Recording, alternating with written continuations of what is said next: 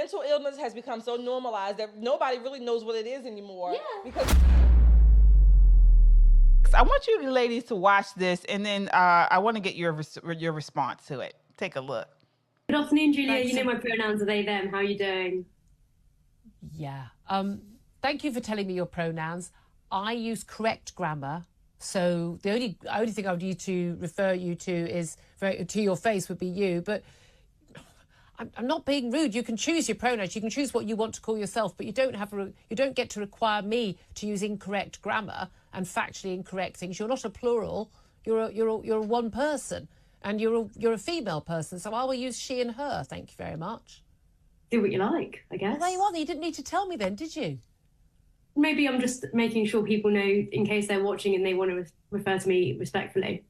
Is it disrespectful for me to use correct factual grammar? It's not incorrect or unfactual grammar to use singular they them pronouns for an individual.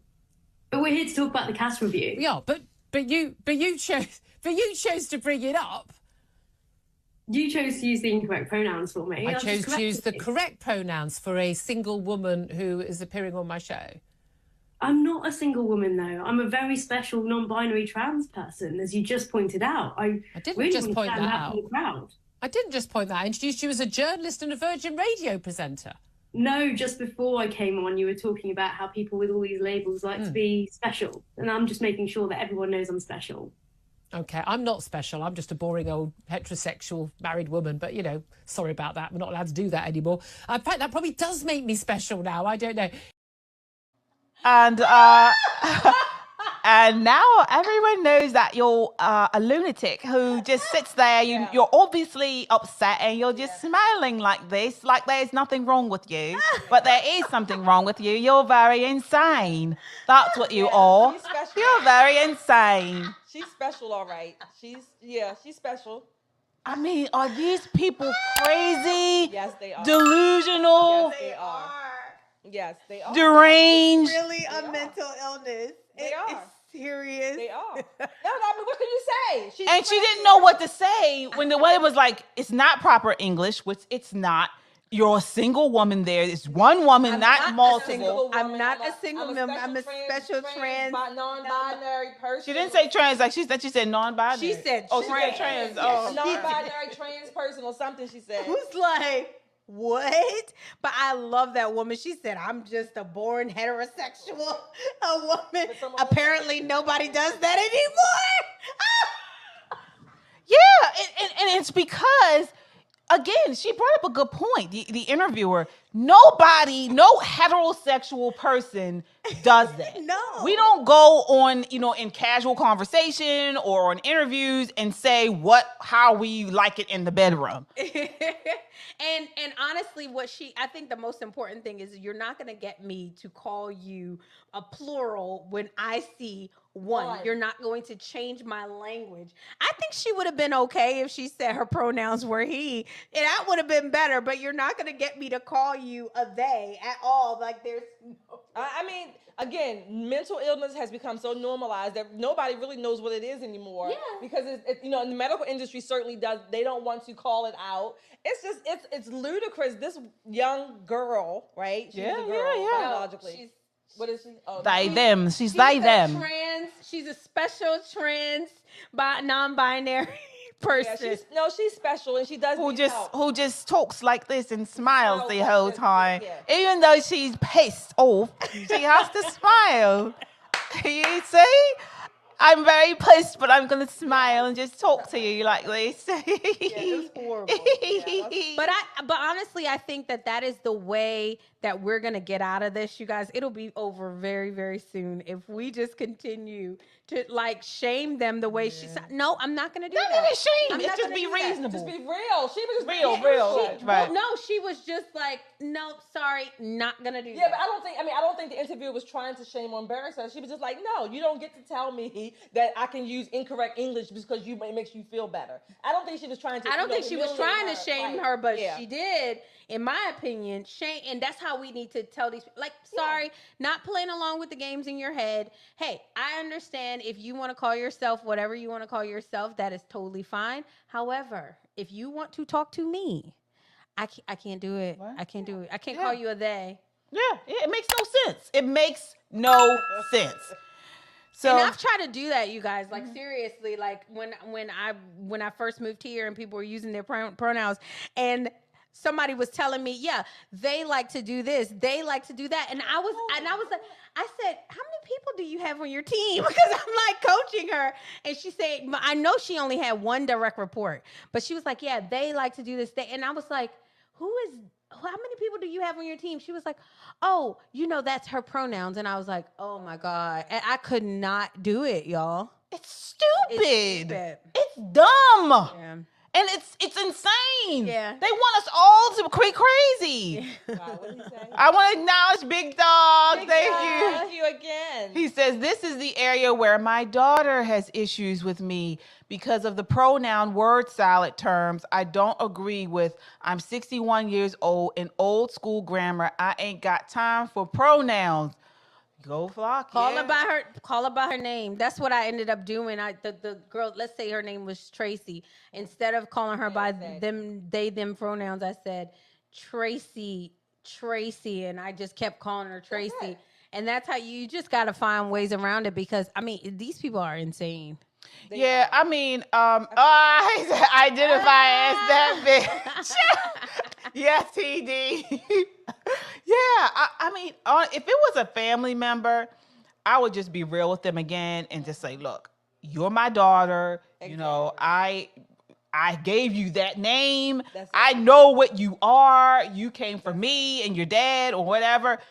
I'm going to continue calling that. Respect me for that. If you want to live that lifestyle, that's fine. I'll go along with that. But I'm going to call you by the name I gave you and the gender. What you said, KJ, because in these circumstances, we've heard of many of these across the country that most of the time it's the children dismissing the parents, right? Yeah. But what's missing, you can have a disagreement with your mom, your dad. You're an adult. You can go one way. They taught you another way. Or have at it.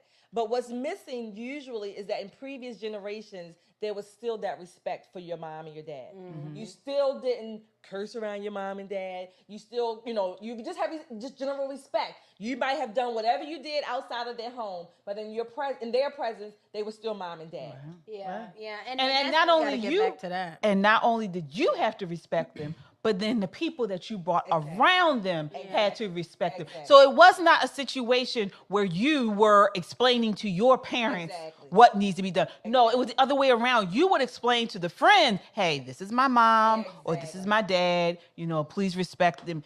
But now it's all out the window. Yeah. But I think parents, especially because you're fighting against an evil that is trying to take your child away from you. Like, I think we've got to get, like I say about the Republicans, we got to get creative.